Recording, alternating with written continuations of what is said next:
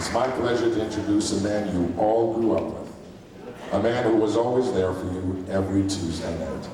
The one and only Mr. Television, Milton Berle.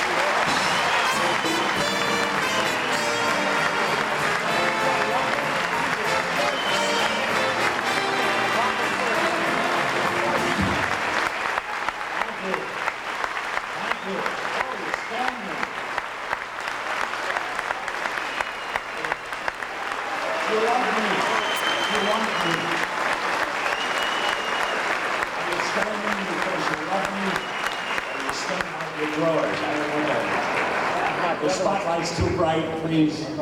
Fade the suit. Dim it way down, please. I want to thank you. Your name, John Philip Sousa, thank you. You did a great job. Not today. Now, I'm telling you, Stanley, you were never funnier. And it's a shame. I love this man. He's a wonderful writer. Shall I tell him? He just finished a picture for Woody Allen. He wrote a picture, it's called Take Her, She's 9.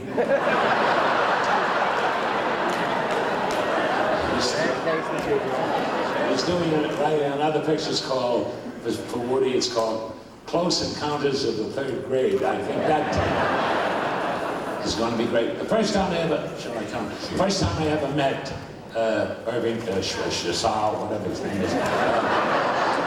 First time I ever met Stanley was about 30 years ago in Brooklyn, and at that time he was balling my cousin. So he was young, seemed like He was good too.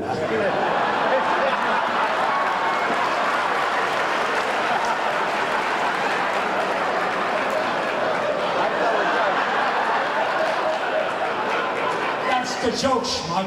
Get the hell off. Give it. Let's hear it for him. Give it. My joke. First, I want to welcome you and tell you how I shake hands with you, but I see you busy. I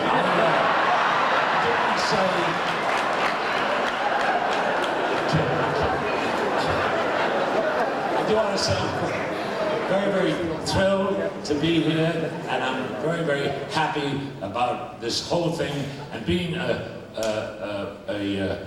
pupil of the professional children's school. That's where the actors go. There's a few of them in the audience, the rest are fags, and this. But I'm very, very.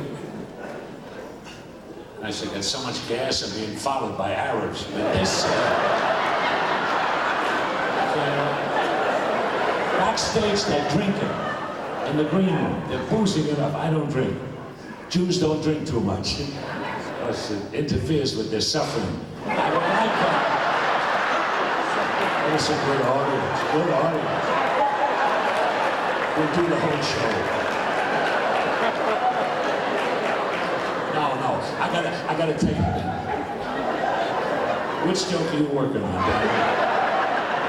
I want to tell you how happy I am to be here and so thrilled. And it's strange that there's no food backstage. They're becoming stingier. I mean, so before I came here, I stopped when I was over here at Taco Bell. Yeah, Taco.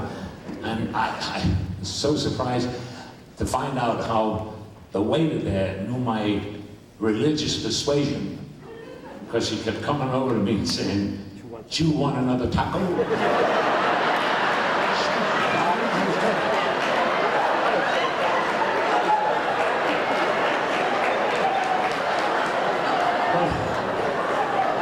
I'm glad to see so many people in the audience tonight, and I'm very, very happy to be here. My lovely wife is out front, not out front, but she's out front. She's sitting over there. The light is too strong. Take down the light, please. This is for nothing. Lorna, are you there? I'd like you to meet my new Frau, ladies and gentlemen. Lorna, stand up and take a picture. I was 25. Good.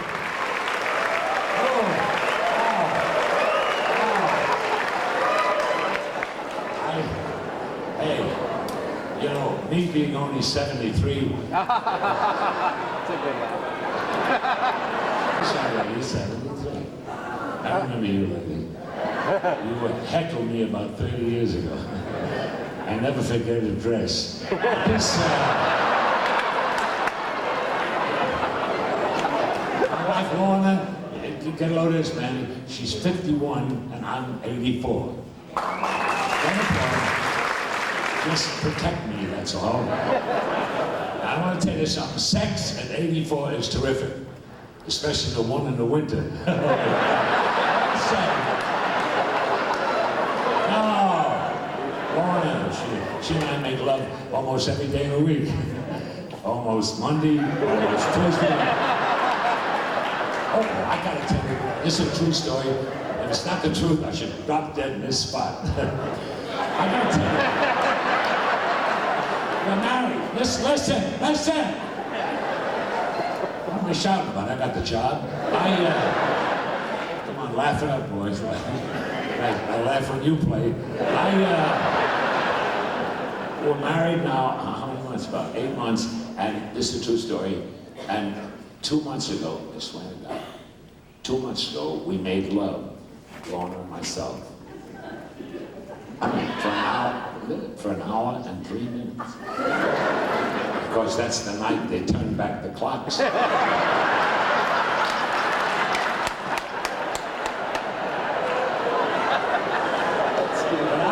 I gotta tell you, I was coming in here today a little earlier, about 6:30, and I saw such a crowd over here at the Beverly Hills. I only live right over here at Fairfax. And I live over here, and I tried to park, and I saw a woman standing on the corner here, Marino Drive. She had one of her boobies hanging out. I mean, I swear, I was embarrassed. So I got out of the car, I walked over, I said, lady, one of your tits is hanging out. She looked down, she said, oh my God, I left the baby on the bus.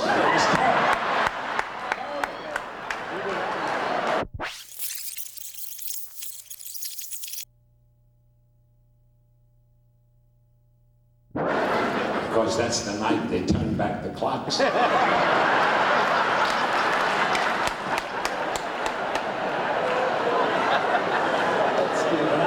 I gotta tell you, I was coming in here today a little earlier, about 6:30, and I saw such a crowd over here at the Beverly Hills. I only live right over here at Fairfax. And I live over here, and I tried to park, and I saw a woman standing on the corner here, Marino Drive.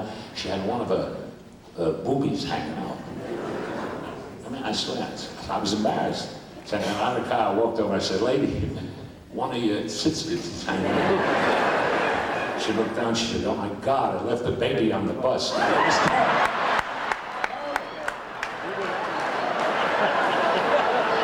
thing.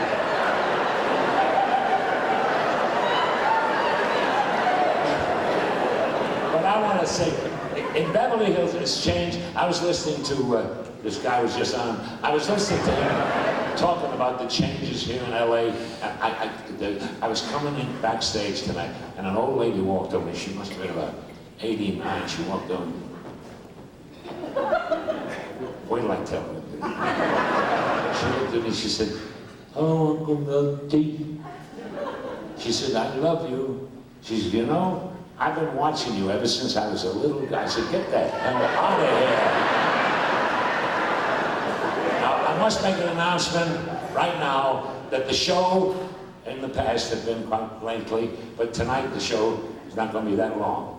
Not going to be too long, and if you believe that, you'll also believe there'll be a Richard Simmons Jr. Is that right?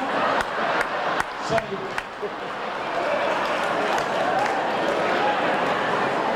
don't nudge her, she understands. Don't do that. But you see crazy people. I was walking along Wilshire yesterday, and I was stopped on the corner of Rodeo, and I heard two guys talking. One, they were talking in Iranian. And I got mad. I walked in, I said, stop talking Iranian. You're an American, I speak Spanish. Don't know that. I walked a little further, I heard another two guys talk, one said to the other, do you and your wife have mutual climax? He says, no, I think it's State Farm. I don't know what that is. Crazy people. I saw a guy dressed very funny yesterday on Rodeo. I walked over and I said, "Are you a Jehovah's Witness?" He said, "I didn't even see the accent." I don't know what the hell he's talking about.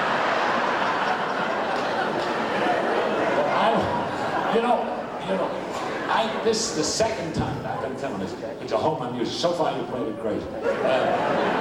This is the second time that I've been in this auditorium. I was here about 2 months ago, not for a show, for a seminar. It was a seminar on premature ejaculation. That's right, premature ejaculation. I was here. I left early, but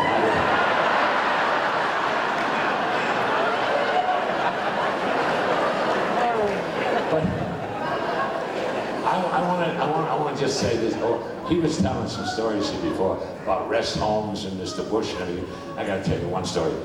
Tell it. I don't know.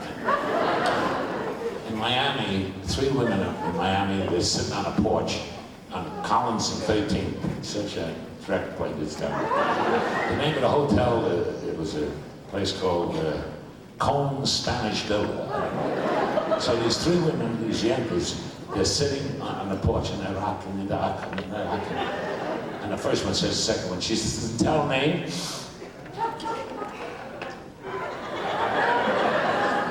what does your son do?" The other one says, "Such a question." She says, "My son. I'm laughing because I know the punchline. She said, "Vance, you asked about my son. My son is a physician. He's a surgeon. He makes with the open heart surgery. And my son became so successful with making the open heart surgery that he owns his own hospital. He owns his own hospital. In fact, he owns 2 own hospitals that he owns." She said, "Well, that's wonderful." She said, "Tell me, what about your son?" The other one says, "Huh? My son? My son also lives in Beverly Hills. And my son is an attorney. He's a regular Milton Berle, my son. He makes good all the divorce cases, wins all the divorce. My son became so successful, he opened 3 shopping malls. So there." That was, "That's wonderful." You say to the third one, "Tell us, what about your son?" The third woman says, "Well,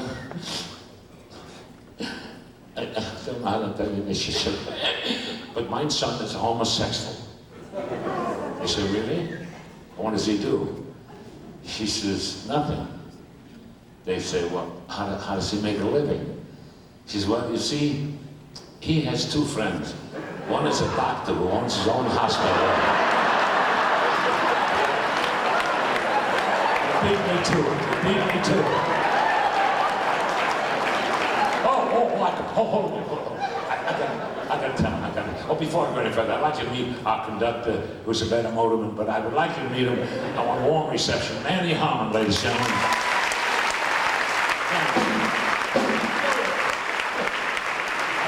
Shall I tell him? No, you won't be embarrassed. Manny's the drummer. Manny's band is very happy. You won't be embarrassed. His wife just gave birth to an 8-pound baby girl. How about the proud father standing up and taking a bow? Proud father standing up. Sit down. It's not the truth, but it gives them a chance to straighten out their drawers. But I gotta tell you another wonderful story. A guy calls his home here in Beverly Hills, and the Mexican maid answers the phone. She picks up the phone, she says, "Hello?" He says, "Are you lost, sir?"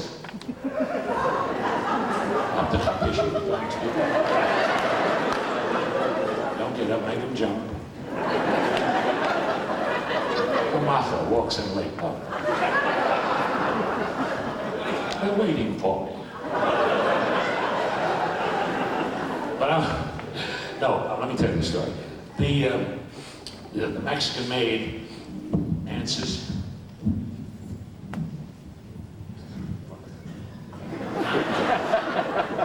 There's a switch, I can't get it down.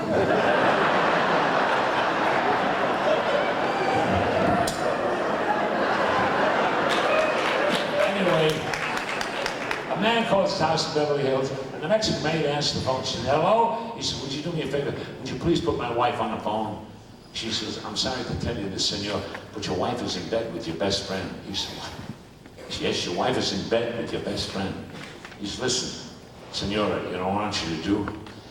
You know, by my bed, at the end table in the bed, there's a gun. I want you to take that gun, and I want you to shoot them dead. Kill them. She says, but senor. He says, immigration. She said, okay. He holds the phone for a couple of seconds. He hears 2 gunshots ring out. She runs back to the phone. He says, what happened? She says, senor, I did what you told me to do. I took the gun. I shot them both. They are both dead. He says, good for them. Good for them. She says, what'd you do with the gun? She said, I threw it in the pool. He says, pool? Is this 27460? You beat me again, I'm sorry. One more. One more than I'm going to get out. Sure. Ladies and gentlemen, I would like to say how, well, don't go off, don't go off. Yeah. I wanted to talk about you, how wonderful you are, and I'm very happy about you. You just signed a 5-year contract with General Motors. You bought a new car. Congratulations. We were both together just a few weeks ago on a Polish cruise. 7 days and 3 nights. There you go. Thank you. It's a beautiful suit. You never throw anything away, do you? I gotta tell you one more story. Sam says that, listen, I just come from the doctor. The doctor gave me terrible news. The doctor told me I only got 5 hours to live. She said, that's terrible, Sam. Only 5 hours. Listen, as the for old time's sake, being that I only got 5 hours to live,